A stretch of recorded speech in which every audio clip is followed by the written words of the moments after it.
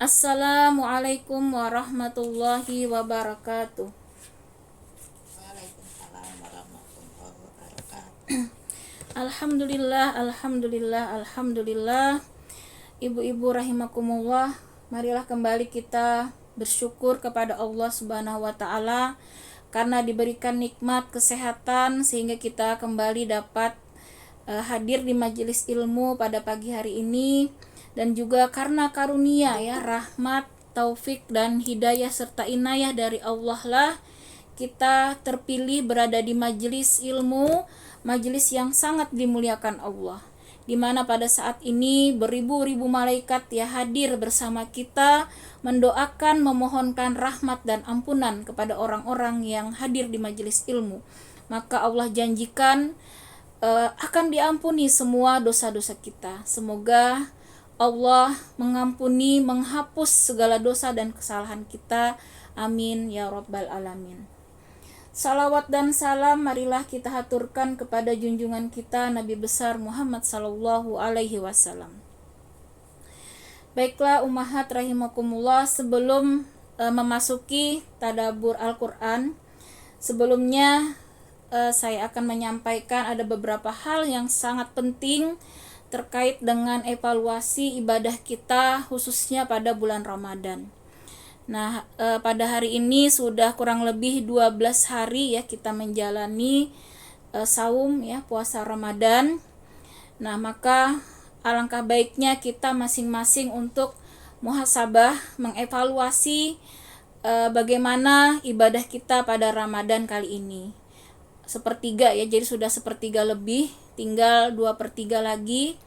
Maka jangan sampai kita mengalami kerugian ya. Ramadan ini kita berusaha untuk meraih kemenangan, meraih ampunan, meraih rahmat, juga meraih janji Allah sebagai tercatat ya, mudah-mudahan tercatat sebagai ahli surga dan juga dijauhkan dari api neraka.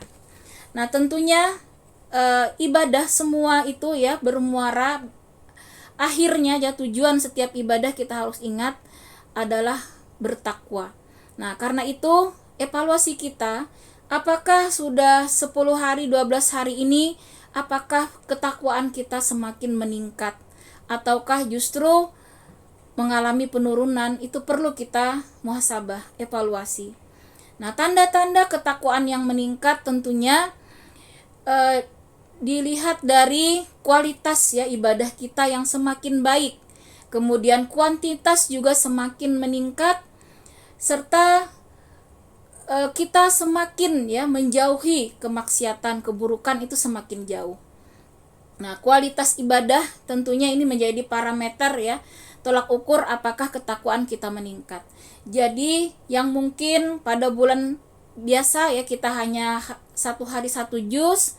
Nah, kualitasnya tentunya ditingkatkan dengan misalnya tidak hanya membaca, tetapi kita juga berusaha memahami ayat yang kita baca. Termasuk sholat kita. Bagaimana kualitas sholat kita meningkat bisa dilihat dari apakah sholat itu membuat kita semakin khusyuk, membuat kita semakin baik, semakin soleh, semakin terjaga perkataan dan perbuatan. Maka itulah salah satu ya indikator bahwa kita mengalami peningkatan dalam ketakwaan ya. Nah, termasuk kuantitas itu juga perlu kita ukur. Yang sebelumnya mungkin hanya 1 juz, maka di Ramadan ini harus kita tingkatkan 2 atau 3 juz sehari.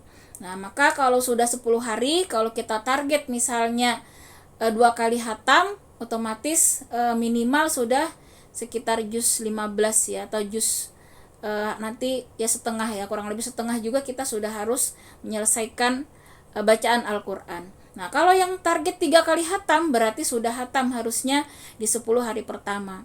Nah, karena itu kalaupun belum tercapai berarti kita harus meluangkan waktu lebih banyak lagi. Karena indikator Allah mencintai kita, Al-Quran mencintai kita, maka kita juga akan betah berlama-lama dengan Allah, dengan ibadah, dengan Al-Quran.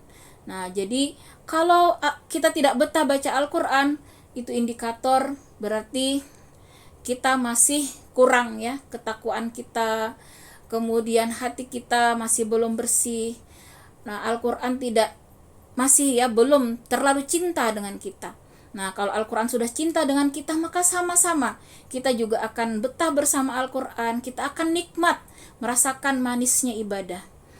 Nah, di sini tadi bagaimana tentunya mencapai ya ketakwaan ini ada dua hal ya ibu-ibu menurut Imam Al-Ghazali. Nah, jadi untuk mencapai makam ketakwaan tertinggi itu adalah makam salik ya. Makam salik ini adalah masuk ke dalam lingkungan Allah, jadi dia benar-benar sudah sampai menuju Allah. Nah, jadi kedekatannya itu sudah luar biasa ya, sangat dekat dengan Allah.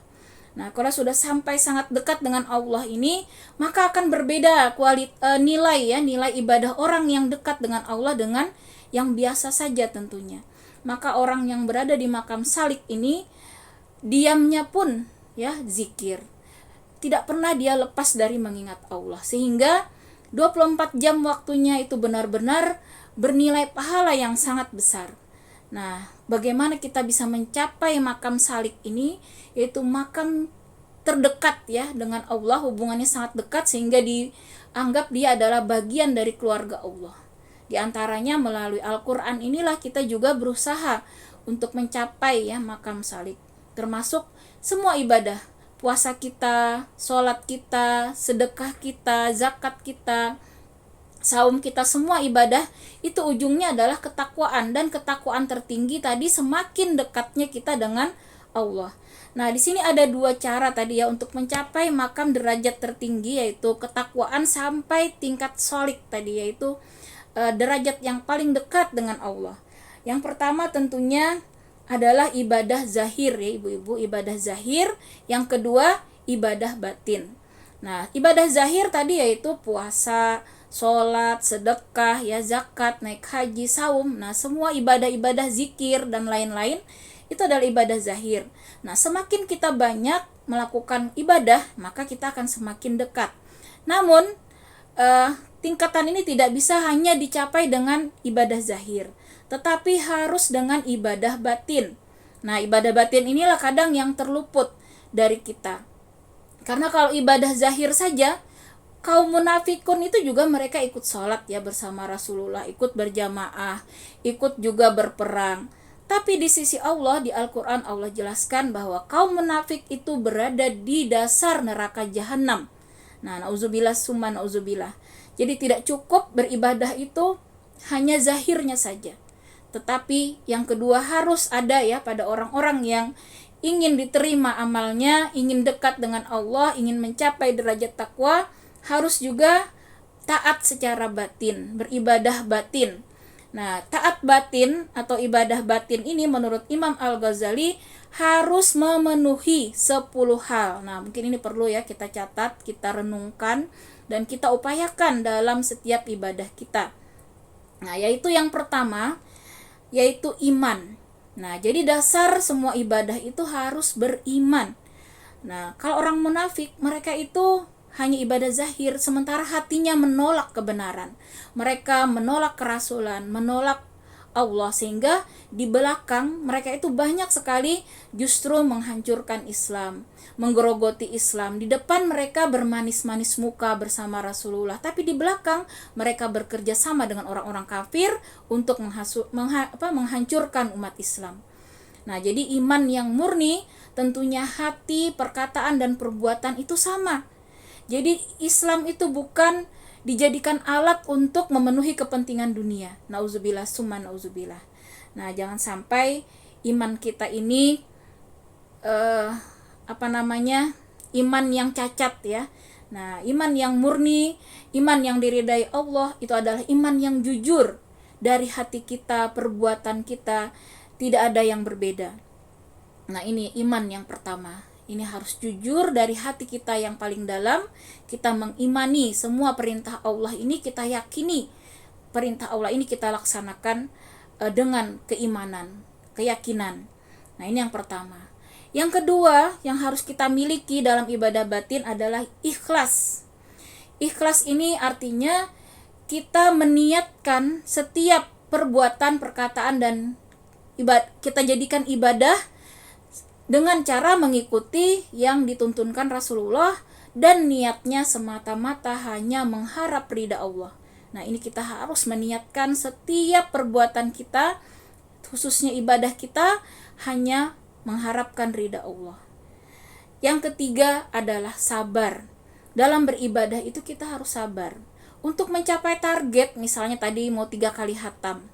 Tapi kalau membacanya sampai cepat, belepotan begitu ya, maka bisa jadi ibadah itu tidak akan diterima oleh Allah. Nih misalnya kita berzikir, Allahu Akbar, Allahu Akbar. Kemudian saking cepatnya, abar gitu ya. Atau la ilaha illallah tidak jelas lagi. Maka di sisi Allah itu akan cacat ya ibadah kita. Bisa jadi tidak ada maknanya dan bahkan jadi salah makna. Karena itu memang sabar. Bagaimana bisa 3 kali khatam misalnya, berarti otomatis sehari 3 juz. Nah ini memang harus sabar menahan kantuk, kadang menahan lelah. Ya berjuang, ya berjihad. Memang bagaimana untuk mencapai target. Kita berkacalah pada bagaimana salafus soleh mampu khatam 3 hari. 3 hari 1 kali khatam, itu yang paling rendah itu sahabat ya. Karena ada yang Imam Syafi'i sampai 60 kali khatam 1 bulan. Nauzubillah. Masya Allah ya, luar biasa. 60 kali berapa satu harinya ya. Nah itulah gambaran ya, kalau kita melihat ibadah, tentang ibadah, Rasulullah perintahkan kita melihat ke atas. Boleh kita iri, melihat orang lain kok bisa 5 kali 5 juz sehari, bisa sampai 10 juz sehari. Nah disitulah kita boleh iri dan kita berusaha untuk mengikutinya. Nah kalau perkara dunia, Rasulullah berikan kita cara untuk melihat ke bawah supaya kita bersyukur. Hari ini kita sudah makan enak, sementara saudara kita di Palestina jangankan untuk makan enak, mereka sendiri tidak tahu nanti bisa berbuka atau tidak karena tidak ada sama sekali makanan.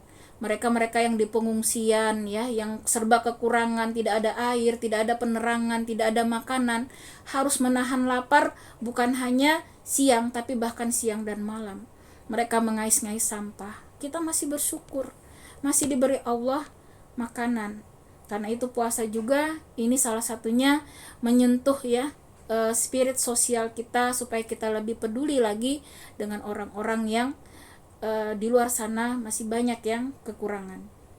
Nah jadi sabar dalam beribadah, memang harus tenang ya ketika sholat, tidak buru-buru, kita maknai. Nah itulah kesabaran, itu harus ada di dalam ibadah. Kemudian yang keempat, harus hadir hati kita.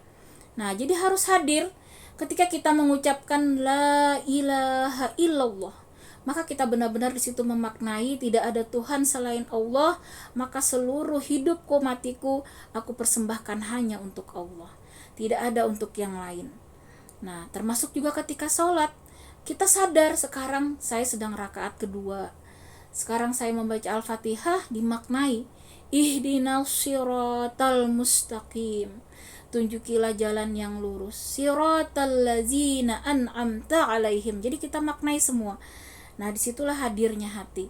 Kalau sampai kita sholat itu misalnya rakaatnya pun lupa, nah kita segeralah istighfar, segera kita menata kembali hati kita untuk hadir, untuk ingat dengan apa yang sedang kita lakukan. Nah kemudian yang kelima, harus ada takzim, mengagungkan Allah. Nah harus kita di sini mengagungkan Allah. Jadi benar-benar kita beribadah itu seakan-akan melihat Allah, seakan-akan kita sedang dikoreksi oleh Allah, sedang dilihat oleh Allah. Nah karena memang seperti itulah hakikatnya, kenyataannya kita sedang berhadapan langsung mempersembahkan yang terbaik untuk Allah. Nah karena itu kita benar-benar di situ mengagungkan, membesarkan Allah, dan kita merasa diri kita sangat hina, sangat rendah di sisi Allah. Nah itu yang kelima. Kemudian yang keenam, harus kita munculkan al-halawah. Al-halawah itu adalah manis ataupun lezatnya rasa beribadah. Nah kita harus munculkan bagaimana supaya kita merasakan manisnya ibadah. Nah kalau sudah merasakan manisnya ibadah itu, maka akan betah berlama-lama dalam sholat, dalam berzikir, dalam tilawah Al-Quran, maupun ibadah-ibadah lainnya. Sabar dalam berpuasa, tidak mengeluh kehausan, tidak mengeluh kepanasan dan segala macam. Semuanya dalam kenikmatan. Nah, inilah yang keenam. Kemudian yang ketujuh, kita harus juga hadirkan rasa khauf. Khauf itu adalah rasa takut kalau ibadah kita ini tertolak atau ditolak oleh Allah gara-gara masih dinilai Allah sangat buruk ibadah kita. Karena itu ada perasaan takut sehingga kita berusahalah untuk memberikan yang terbaik. Benar-benar kita berusaha memberikan ibadah itu dengan yang sebaik-baiknya. Ibarat kita kalau mau ujian ya, sedang dilihat oleh yang mencatat gitu ya, menilai, maka disitulah kita akan berusaha dengan yang terbaik, karena kita takut kalau tidak lulus ujian tersebut atau tidak diterima di sini oleh Allah. Kemudian yang kedelapan adalah kita harus munculkan juga raja. Raja itu adalah harap ya, kita juga tetap harus berharap. Jangan sampai kita putus asa. Aduh, saya ini tidak apa-apa, ngaji aja masih belepotan misalnya. Allah tidak menilai ya dari yang Allah nilai itu ke hati kita. Nah, makanya kata Allah itu hati. Mau kita terbata-bata, mau kita belum bisa membaca dengan baik, kalau hati kita itu benar-benar tulus, ikhlas, berusaha maksimal, maka disitulah Allah menilai kesungguhan kita dalam memberikan yang terbaik. Nah, jadi Allah tidak melihat dari fisik kita, dari embel-embel dunia lainnya. Yang Allah lihat hati kita, apakah benar hati kita ini sudah berusaha semaksimal mungkin untuk memberikan yang terbaik. Maka disitulah kita senantiasa memunculkan harapan, karena kita sudah berusaha dengan sebaik-baiknya, maka kita berharap Allah menerima ibadah kita. Nah, kemudian yang kesembilan adalah zikrul minna, yaitu kita harus mengingat bahwa ibadah yang bisa kita lakukan ini bukan karena kita ini hebat, bukan karena kita ini solehah, bukan karena kita ini baik, tapi karena karunia Allah semata. Kalau bukan anugerah ataupun karunia Allah, kita tidak akan bisa hadir di majelis ilmu ini. Nah, ini karena karunia Allah. Allah memilih kita untuk hadir di sini, itu merupakan suatu karunia yang sangat besar dari Allah. Nah, bukan karena kita ini hebat ya. Jadi di sini kita tidak ada sifat ujub, sehingga tidak ada bangga, tidak ada merasa hebat, tidak ada merasa lebih baik, tidak ada merasa soleh dan lain-lain. Tapi kita senantiasa merasa rendah diri, rendah hati ya, bukan rendah diri, rendah hati kita ya, tawadu di hadapan Allah. Karena kalau bukan pertolongan Allah, kita mungkin bisa jadi ditakdirkan menjadi orang kafir. Kalau bukan karena rahmat kasih sayang Allah, bisa jadi kita seperti orang-orang yang bermaksiat di luar sana. Nah, karena anugerah Allah lah kita diberikan Allah ketaatan, diberikan Allah kemampuan untuk melakukan ibadah-ibadah. Nah, disinilah yang terakhir adalah syukur. Nah, kita harus menghadirkan rasa syukur kita yang sangat besar kepada Allah atas segala anugerah yang Allah berikan, khususnya adalah nikmat iman dan Islam. Demikianlah, ini penting karena kita udah hari ke sepertiga tadi ya untuk mengevaluasi ibadah kita, maka kita upayakanlah dalam setiap amal soleh kita bukan hanya ibadah zahir, namun kita hadirkan 10 ini ya yang memenuhi ibadah batin kita. Semoga ke depan kita bisa menjadi pribadi yang bertakwa, sebagaimana target ya dari ibadah-ibadah itu adalah membentuk karakter takwa. Wallahu a'lam bishawab. Nah, baiklah, kita lanjut kembali. Tadabbur Al-Qur'an ini merupakan suatu upaya kita untuk senantiasa mendekatkan diri kita kepada Allah.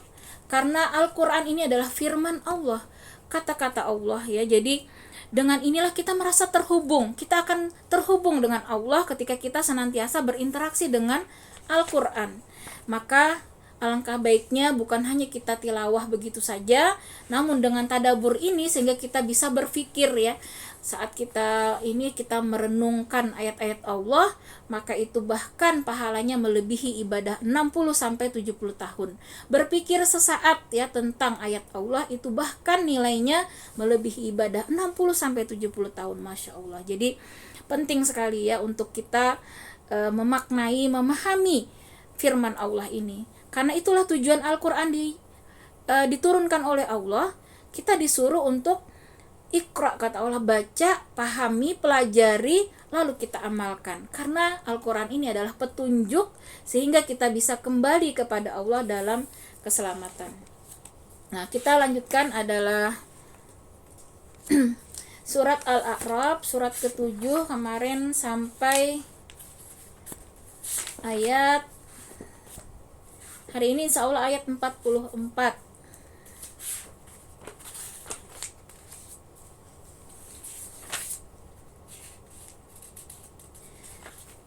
A'udzu billahi minasy syaithanir rajim.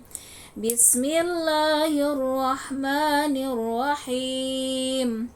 Wa nada ashabul jannati ashaban nari an qad wajadna ma wa'adana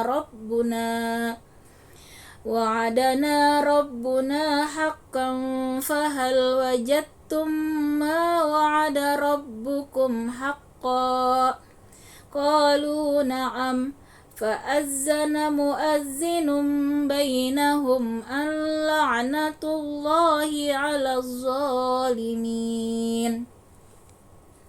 Dan para penghuni surga menyeru penghuni neraka, sungguh kami telah memperoleh apa yang dijanjikan Tuhan kepada kami itu benar. Apakah kamu telah memperoleh apa yang dijanjikan Tuhan kepadamu itu benar? Mereka menjawab, benar. Kemudian penyeru ataupun malaikat mengumumkan di antara mereka, laknat Allah bagi orang-orang zalim. Nah, pada ayat ini kita diberikan Allah gambaran yang sangat jelas, yang pasti akan terjadi kelak ya ketika kita berada di yaumil akhir, yaitu akan ada dua golongan nantinya tempat kembali kita, apakah ke surga ataukah ke neraka. Nah, itulah dua tempat yang Allah sediakan dan Allah akan penuhi kedua-duanya itu, baik surga maupun neraka. Karena itu kita di sini selama di dunia berusahalah untuk menuju surganya Allah dengan bersungguh-sungguh. Nah, karena ini adalah keadaan yang pasti akan terjadi. Sudah Allah kabarkan supaya tergambar dengan jelas di dalam pikiran kita, di dalam hati kita, supaya muncullah motivasi di dalam diri kita untuk mempersiapkannya. Nah, itulah yang penting ya, ketika kita mengimani hari akhir, mengimani surga dan neraka, maka kita harus mempersiapkannya dengan sebaik-baiknya. Nah, di sini Allah gambarkan penghuni surga dan neraka nantinya. Nanti kita lihat di ayat berikutnya itu digambarkan surga dan neraka itu nanti dibatasi oleh suatu tembok. Nah, di mana penghuni surga dan penghuni neraka itu bisa saling melihat. Nah, disitulah bagaimana Allah memberikan keadaan ya, ahli surga bisa melihat ahli neraka bisa melihat ahli surga, supaya bertambah-tambah penyesalan orang-orang zalim tadi yang ada di neraka. Mereka akan benar-benar sakit hatinya ya, benar-benar akan semakin menderita dengan melihat kesenangan orang-orang yang ada di surga. Dan sebaliknya orang-orang yang di surga akan benar-benar bersyukur karena dia berhasil ya menjalani kehidupan di dunia ini sehingga bisa tergolong menjadi ahli surga. Nah, karena itu di sini diberikan gambaran ahli surga di sini menyeru kepada ahli neraka ya. Nah, sungguh kami telah memperoleh, kata mereka, apa yang dijanjikan Tuhan kepada kami ternyata benar. Nah, janji-janji Allah, orang yang beriman, berbuat kebajikan, beramal soleh, itu pasti masuk surga. Kata orang-orang yang masuk surga ini benar, kami benar-benar mendapatkan janji Allah itu benar adanya. Kami dibalas oleh surga dengan kenikmatan yang luar biasa. Maka orang-orang soleh ini, orang-orang ahli surga ini bertanya kepada penghuni neraka, apakah kamu juga memperoleh apa yang dijanjikan Tuhan kepadamu? Mereka juga menjawab benar. Ternyata benar. Allah menjanjikan orang yang zalim, orang kafir, orang musyrik, orang yang banyak berbuat maksiat, maka dia menjadi ahli neraka. Nah, mereka juga benar, dan di sini malaikat kemudian menyeru kepada mereka, bahwa laknat Allah, ya, jadi orang-orang yang zalim ini mendapat laknat dari Allah. Nah, maka dari itu kita di sini harusnya benar-benar ada rasa takut, ya, rasa takut harus kita munculkan. Bahkan kalau kita lihat salafus soleh, ya, ketika melihat ayat, mendengar ataupun mentadaburi ayat-ayat ini, bahkan mereka sampai ada yang pingsan, ada yang bercucuran air mata, saking takutnya, ya, dengan ancaman Allah. Dan tentunya tetap harus ada rasa tadi raja, ya, rasa pengharapan untuk menjadi ahli surga. Nanti kita melihat bagaimana sebenarnya kasih sayang Allah itu sudah luar biasa, ya. Jalan menuju surga itu sangat mudah Allah berikan. Nah, maka apalagi Ramadan ini merupakan jalan yang sangat mudah Allah berikan. Makanya betapa rugi kalau kita bisa hidup di Ramadan ini namun kita tidak mendapat ampunan, namun kita tidak mendapat rahmat, sangat rugi. Karena ampunan Allah dibagikan secara besar-besaran. Setiap hari di bulan Ramadan ini Allah akan pilih orang-orang yang layak masuk ke surga, orang-orang yang layak diampuni. Karena rahmat terbesar, anugerah terbesar itu dari Allah, yaitu ketika kita mendapatkan magfirah, mendapatkan ampunan. Masya Allah, ampunan itu merupakan anugerah yang sangat besar. Kalau Allah sudah mengampuni kita, maka itulah rahmat terbesar, ya. Benar-benar kita akan dijanjikan tadi surganya Allah.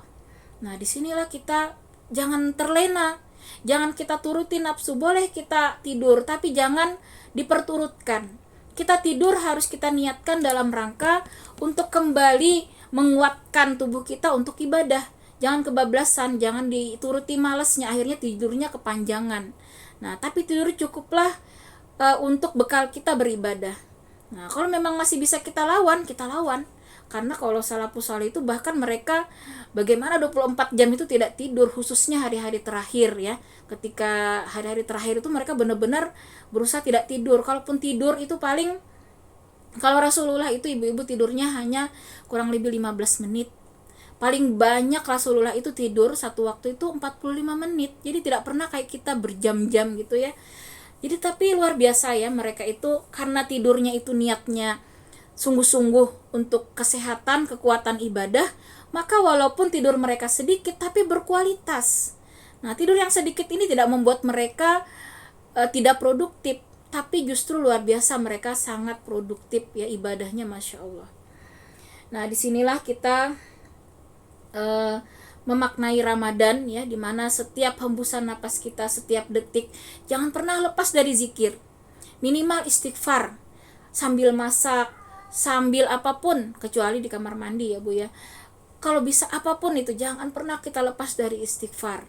Istighfar itu sangat utama karena kita yakin, ya, untuk mencapai ampunan Allah kita harus membersihkan diri kita dari dosa. Dan tentunya juga kita banyak-banyak Ramadan itu yang sangat disunahkan istighfarnya adalah Allahumma innaka afuwun karim tuhibbul afwa fa'fu anna. Nah, kita minta mohon, ya, untuk diampuni dosa-dosa kita kepada Allah. Nah, kemudian kita lihat lagi ayat 45, allazina yasudduna an sabilillahi wa yabghunaha iwaja wa hum bil akhirati kafirun, yaitu orang-orang yang menghalang-halangi orang lain dari jalan Allah dan ingin membelokkannya. Mereka itulah yang mengingkari kehidupan akhirat. Nah, inilah orang-orang yang tadi dilaknat Allah, orang-orang yang dimasukkan ke dalam neraka. Ciri-cirinya mereka senantiasa menghalang-halangi orang lain dari jalan Allah.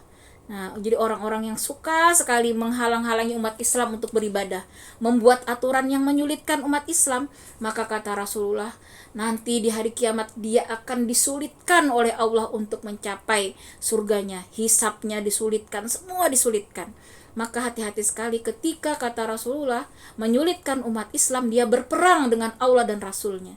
Nih, jadi orang-orang hati-hati, ya, ketika kita misalnya diberikan amanah untuk menduduki suatu kekuasaan, ketika kita membuat aturan yang membuat umat Islam itu sulit beribadah, ibadah haji sulit misalnya, ibadah sholat sulit, dibatasi, dibuat aturan yang menyulitkan umat Islam, maka di situ Allah menyatakan perang, ya, Allah dan Rasulnya menyatakan perang kepada orang tersebut. Nah, yang menghalang-halangi orang lain dari jalan Allah. Kemudian ingin membelokkannya. Nah, apalagi ada niat ingin memurtadkan umat Islam. Nih, jadi dosanya yang sangat besar ini ya, orang-orang yang berusaha memurtadkan umat Islam.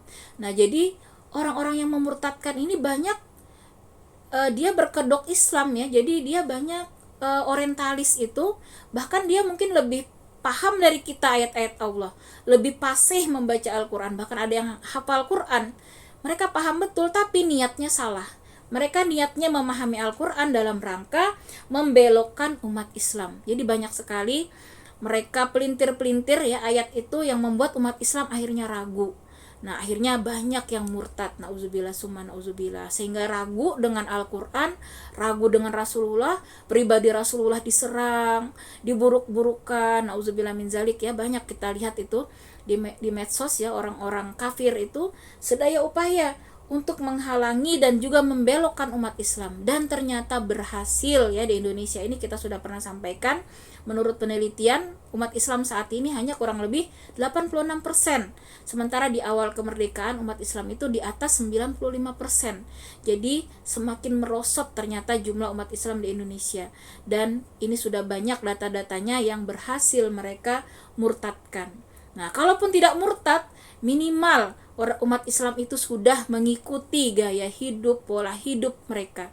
Nah, itulah yang mereka inginkan. Allah sudah jelaskan di Al-Quran, orang-orang kafir itu tidak akan berhenti memerangi kita sampai kita itu mengikuti mereka dengan gaya hidup, gaya segala macam ya. Itu kan kita sering ya latah. Nah, apa-apa yang berbau luar negeri bangga. Nah, tas luar negeri bangga gitu. Kemudian merasa kalau ikuti gaya-gaya Korea, anak-anak kita itu bangganya luar biasa misalnya ya. Yang mereka idola-idolakan itu bukan lagi sahabat, apalagi sahabat ya, Rasulullah saja mereka kadang tidak kenal ya. Nah, lihat saja profil anak-anak muda kita itu, artis-artis Korea hampir semuanya tuh. Kalau kita lihat profil WhatsApp-nya, profil-profil medsos mereka, nauzubillah summa nauzubillah. Dan inilah upaya mereka sudah berhasil ya, menjauhkan anak-anak kita dari Al-Quran, dari Islam. Tapi yang mereka gandrungi adalah drama-drama Korea, kemudian kehidupan hedonisme ya, game-game dan seterusnya. Nah, disinilah mereka berhasil membelokkan kita. Nah, inilah nanti orang-orang yang berusaha membelokkan umat Islam inilah yang tadi dilaknat Allah menjadi penghuni neraka yang kekal dan abadi. Mereka itulah, kata Allah di sini, yang mengingkari kehidupan akhirat. Nah, karena mereka memang tidak percaya hari akhir. Mereka menganggap selesai di dunia ini ketika mati. Makanya kalau kita lihat orang-orang kafir itu, mereka kalau sudah stres ya, bunuh diri. Nah, karena mereka kira sudah selesai dengan bunuh diri. Padahal kalau dalam Islam, bunuh diri itu Allah jelaskan, maka dia akan masuk neraka jahanam yang kekal abadi. Nah, jadi mereka buatlah anak-anak muda kita kadang stres ya dengan narkoba, kemudian dengan tawaran-tawaran dunia yang menghilangkan stres, game lah segala. Harusnya kita sadarkan, kalau kita stres, bawa sholat, jadikan sabar, dan sholat itu penolong dalam setiap masalah hidup kita. Jadikan Al-Quran sebagai pelipur hati kita, obat hati, bahkan obat fisik kita.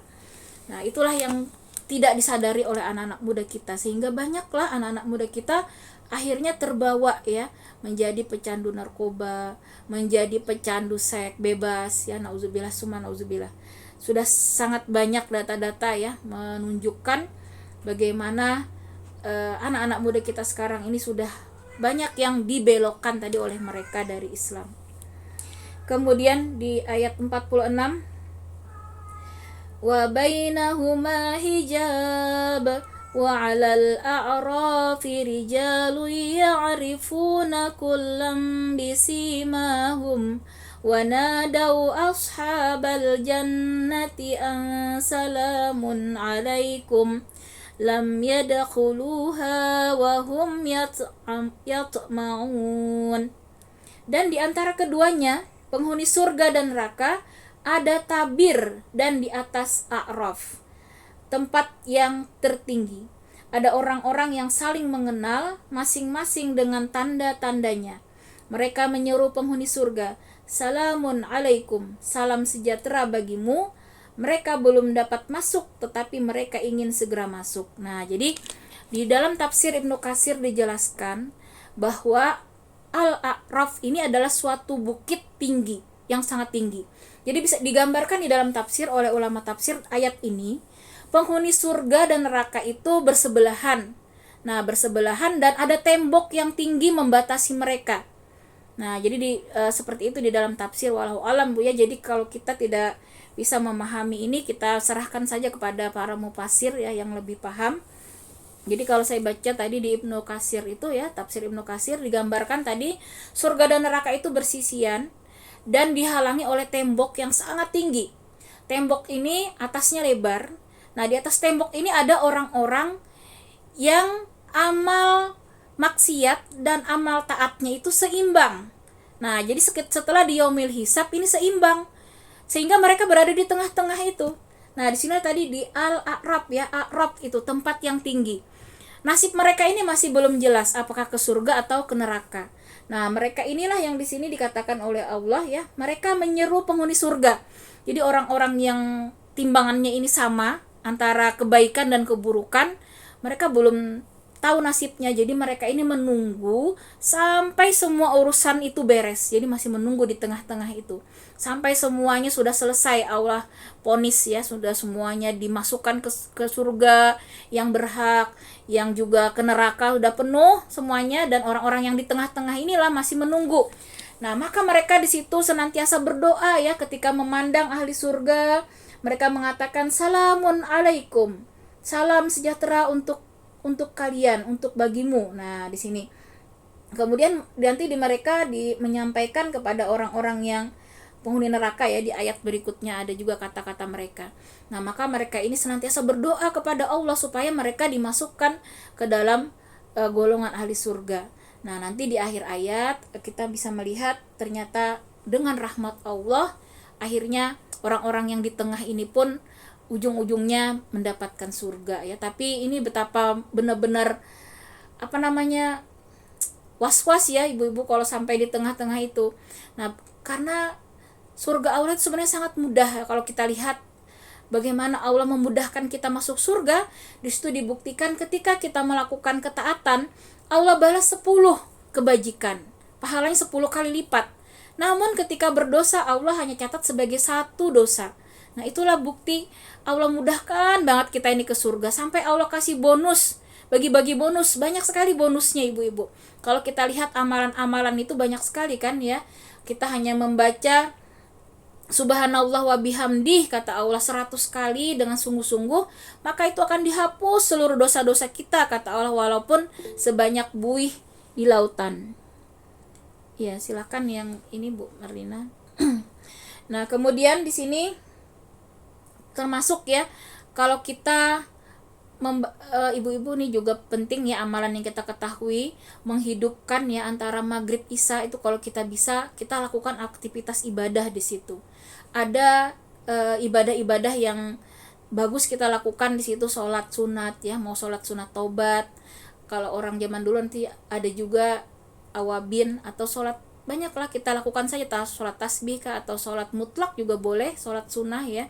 Nah, di situ kita baca Quran, jangan beranjak menunggu isya, maka itu pahalanya disamakan dengan bertemu Lailatul Qadar ya. Jadi Masya Allah luar biasa, banyak sekali amalan-amalan yang Allah berikan ganjaran yang luar biasa berlipat-lipat ya dengan apalagi Ramadan ini. Nah, di hari Jumat ini terutama ya ibu-ibu, hari Jumat ini kita diperintahkan banyak istighfar, membaca Al-Kahfi, kemudian membaca salawat. Nah, disitulah terutama nanti ya antara azan ya, iqamat ketika itu Jumat itu banyak sekali pahalanya. Kita berdoalah di sini. Jumat inilah benar-benar bonusnya lagi nih Bu. Tiap hari udah Allah kasih bonus tuh, mau penghuni surga tadi neraka ya. Tapi Jumat ini akan lebih banyak lagi, berombong-rombongan. Nanti Allah akan pilih orang-orang yang layak untuk mendapat surganya. Nah, bersedekah, apalah yang kita bisa lakukan, dan yang memang bisa dikatakan utama ya, diantaranya adalah memberi makan orang yang berpuasa. Nah, kalau kita bisa menyumbang ya untuk orang berbuka puasa, itu sangat diutamakan di bulan Ramadan ini. Nah, di sini ini tadilah gambaran ya mereka yang ada di tengah-tengah ini di A'raf. Nah, di antara surga dan neraka. Pengen sekali mereka masuk ya, ingin segera masuk ke dalam surga. Nah, kita lihat di ayat 47.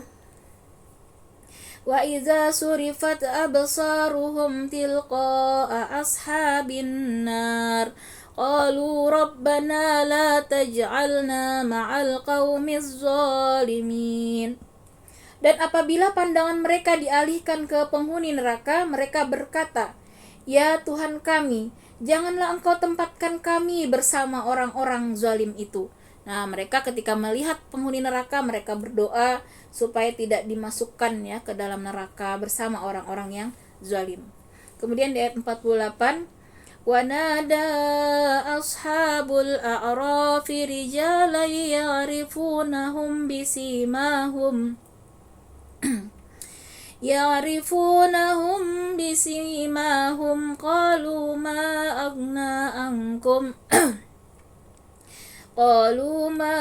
أغنى عنكم جمعكم وما كنتم تستكبرون. Dan orang-orang di atas A'raf, tempat yang tinggi, menyeru orang-orang yang mereka kenal dengan tanda-tandanya sambil berkata, "Harta yang kamu kumpulkan dan apa yang kamu sombongkan ternyata tidak ada manfaatnya buat kamu." Nah, jadi yang di surga di yaumil akhir nanti kita dibangkitkan itu ada tandanya, ibu-ibu. Kalau orang-orang muslim ya yang taat selama hidupnya di dunia, maka wajah mereka nanti akan putih bersih bercahaya. Dan sementara orang-orang kafir dan juga ahli maksiat, wajah mereka nanti akan hitam. Nah, itulah kelihatan tanda-tandanya di sini. Itu menurut tafsir ya. Menurut tafsir bahkan dibangkitkan itu ada yang wajahnya kepala babi, itu kan, ada yang wajahnya buruk rupa, tergantung amalnya selama di dunia. Semakin kita baik di dunia ini, semakin taat, maka cahayanya itu luar biasa semakin terang benderang. Nah, disinilah dikatakan tadi akan dikenali umat Rasulullah, umat Islam yang taat ya, yang sabar beribadah, yang senantiasa berusaha untuk berada di jalan Allah, maka mereka ini dikenali dengan wajah-wajah yang bercahaya. Nah, maka orang-orang Arab tadi menyeru kepada orang-orang yang di sini, harta yang kamu kumpulkan dan apa yang kamu sombongkan ternyata tidak ada manfaatnya buat kamu. Nah, mereka melihat orang-orang yang zalim tadi yang di dunia itu sibuk dengan harta. Jadi kita hati-hati nih Bu ya, zamannya sekarang ini fitnah. Sekarang itu benar-benar manusia itu hubud dunia, cinta dunia. Nah, gara-gara dunia menghalalkan segala cara. Banyak kita lihat ya, dengan segala cara supaya dapat dunia apapun, tidak peduli lagi halal haram. Banyak sudah kita melihat ya. Dan akhirnya apa yang mereka lakukan? Berbangga-bangga, sombong, pamer ya. Di medsos itu isinya liatin rumah mewah ya kan. Yang mereka perlihatkan harta-harta ini sudah yang Allah sampaikan di Al-Qur'an, maka dikatakan tidak ada gunanya harta yang kamu kumpulkan dan apa yang kamu sombongkan, karena tidak ada manfaatnya buat kamu. Nah, kemudian di ayat 49, ahaula'il ladzina aqsamtum la yanaluhumullahu birahmah udkhulul jannata la khaufun 'alaikum wa la antum tahzanun. Itukah orang-orang yang kamu telah bersumpah bahwa mereka tidak akan mendapat rahmat Allah? Allah berfirman, "Masuklah kamu ke dalam surga, tidak ada rasa takut padamu, dan kamu tidak pula akan bersedih hati." Nah, jadi nanti orang-orang Islam yang di dunia dulu diolok-olok oleh orang kafir. Orang kafir itu kan suka sekali ya, mereka mengolok-olok umat Islam, dikatakan kamu tidak akan mendapat rahmat, kamilah yang nanti menjadi ahli surga.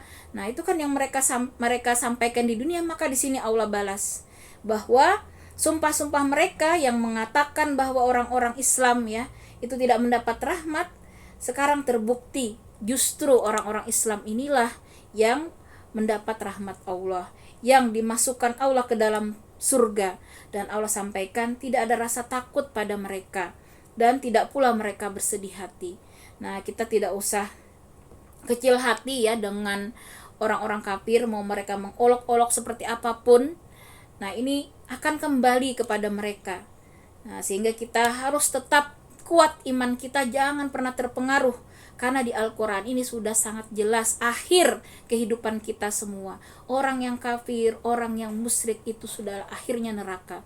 Dan orang-orang yang sabar ya, beribadah, beriman, memegang teguh keimanannya sampai akhir hayatnya, mereka itulah tadi penghuni surga yang nantinya tidak ada rasa takut pada diri mereka, dan mereka tidak akan ada rasa sedih hati selamanya, kekal abadi di dalam surganya Allah. Kemudian di ayat 50, وَنَادَى أَصْحَابُ النَّارِ أَصْحَابَ الْجَنَّةِ أَنْ أَفِيضُوا عَلَيْنَا مِنَ الْمَاءِ أَوْ مِمَّا رَزَقَكُمُ اللَّهُ قَالُوا إِنَّ اللَّهَ حَرَّمَهُمَا عَلَى الْكَافِرِينَ. Para penghuni neraka menyeru para penghuni surga, tuangkanlah sedikit air kepada kami, atau rezeki apa saja yang telah dikaruniakan Allah kepadamu. Mereka menjawab, sungguh Allah telah mengharamkan keduanya bagi orang-orang kafir. Nah, jadi orang-orang kafir ini ternyata bisa ya berbicara dengan penghuni surga. Walau alam nanti seperti apa ya ibu-ibu komunikasinya. Yang jelas inilah untuk Allah menunjukkan supaya orang-orang kafir itu benar-benar menyesal ya dengan kekafirannya, dan orang Islam akhirnya semakin bersyukur dengan keislamannya. Nah, orang-orang kafir itu mohon-mohon kepada penghuni surga minta sedikit saja air. Maka di dalam hadis Rasulullah ternyata air ini merupakan suatu anugerah yang sangat perlu kita syukuri. Karena di surga saja gambaran air itu sangat berharga. Karena minuman ahli neraka itu di dalam tafsir dijelaskan ibu-ibu ya. Minumannya itu adalah besi, cairan ya, cairan besi yang sangat panas, timah yang sangat panas, di mana ketika minum tuh hancur ya, tenggorokan kita hancur, tubuh kita. Tapi karena mereka haus, itu diminum ya, nanah, darah, itulah minuman orang-orang kafir. Maka mereka melihat air tuh pengen setetes saja minta gitu. Tapi kata penghuni surga tadi di sini, Allah telah mengharamkan ya, baik minuman tadi maupun rezeki apa saja itu Allah haramkan bagi orang-orang kafir penghuni neraka.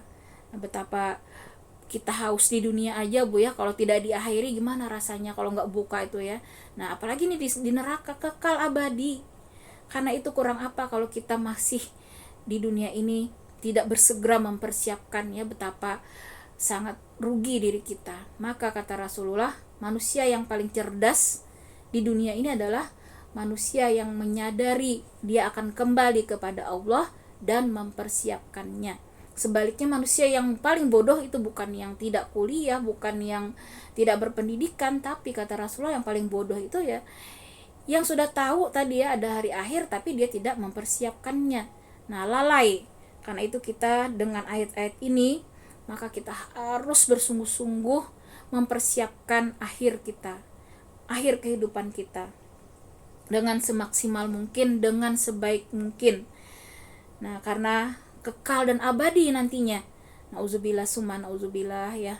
Bagaimana panasnya sudah luar biasa, hausnya tidak bisa dihilangkan ya, karena yang diberikan tadi minumannya berupa cairan besi, cairan timah, nanah, darah ya, nauzubillah, yang sangat mengerikan. Nah, kemudian di ayat 51 terakhir,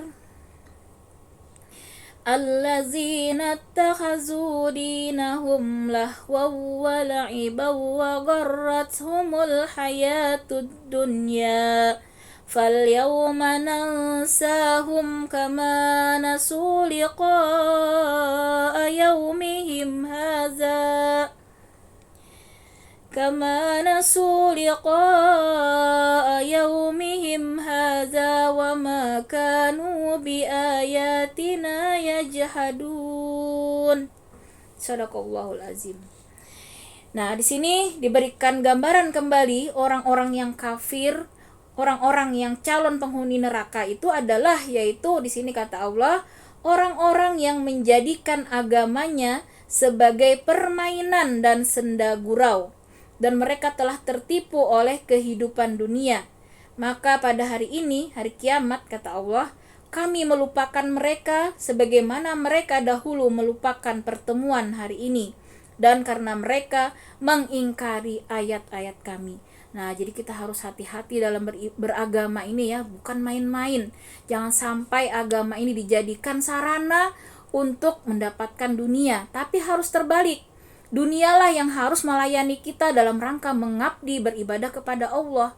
Nah, jangan sampai agama dijadikan sarana meraih dunia. Kan banyak Bu ya, di sini Allah gambarkan ada orang-orang ternyata di dunia ini yang menjadikan agama sebagai permainan dan senda gurau. Nah, termasuk orang-orang yang keluar masuk Islam kadang ya, keluar masuk ya. Nah, ini juga hati-hati. Kita harus benar-benar berpegang teguh dengan tali agama Allah. Harus yakin 100% dengan ayat ini. Karena inilah mukjizat yang terbesar ya, bahkan mukjizat yang paling besar di antara seluruh mukjizat para nabi dan rasul terdahulu. Nah, perlu kita ketahui bahwa Nabi Isa pun ternyata ibu-ibu ya, di dalam Al-Quran ayat Al-Baqarah itu ditafsirkan bahwa Nabi Isa pun ternyata ketika melihat ya, mengetahui kabar keutamaan umat Muhammad, Nabi Isa ternyata berdoa ibu-ibu juga pengen menjadi umat Nabi Muhammad. Nah, jadi maka dijelaskan di dalam tafsir bahwa Nabi Isa ini dikabulkan Allah doanya untuk menjadi umat Rasulullah, sehingga Nabi Isa diangkat, sekarang ada di langit. Nanti Nabi Isa akan diturunkan kembali dan dia kembali sebagai manusia biasa, bukan sebagai nabi lagi. Jadi nanti dia akan menyampaikan apa yang disampaikan oleh Rasulullah, dan dia Islam ya, membawa Islam. Nah, makanya nanti di akhir zaman itu Nabi Isa turun, banyak orang-orang yang akhirnya kembali masuk Islam dan mengikuti Nabi Isa. Dikabulkan kan, dia tahu utama sekali umat Nabi Muhammad ini. Maka kita bersyukur sekali ya, karena kita menjadi umat Rasulullah. Nah, karena itu Al-Quran inilah mukjizat yang Allah berikan kepada Rasulullah. Ini luar biasa. Kalau nabi-nabi sebelumnya mukjizatnya itu kan hanya bisa dilihat oleh umatnya saat itu. Misalnya Nabi Isa bisa menghidupkan orang mati, Nabi Isa bisa menyembuhkan orang sakit yang bahkan tidak ada obatnya ya, penyakit kusta ataupun penyakit yang lain-lain. Nah, maka hanya bisa disaksikan oleh orang yang hidup pada saat itu. Tetapi Al-Quran ini kita ribuan tahun yang lalu diturunkan ya kepada Nabi Muhammad, dan kita yang hidup ribuan tahun belakangan ini masih bisa bertemu ya dengan ayat-ayat Allah, masih bisa merasakan mukjizatnya.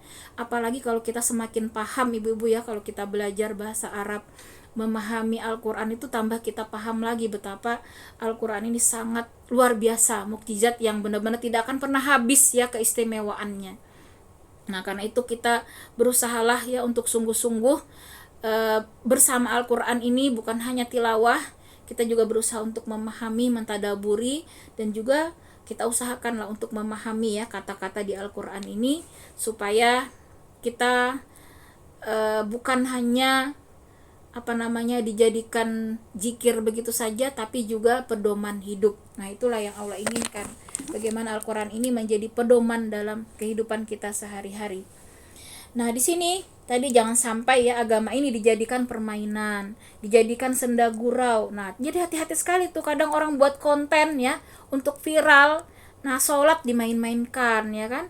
Nah, dibuat lelucon. Hati-hati sekali, dosanya sangat besar. Ini termasuk orang-orang nanti yang dimasukkan Allah ke neraka ini. Jadi kita hati-hati ya, jangan kita santai-santai mengaku Islam tapi pribadi kita sudah mencerminkan ciri-ciri penduduk neraka. Di sini nanti orang-orang yang akan Allah masukkan ke dalam neraka, yang menjadikan agama sebagai permainan dan senda gurau.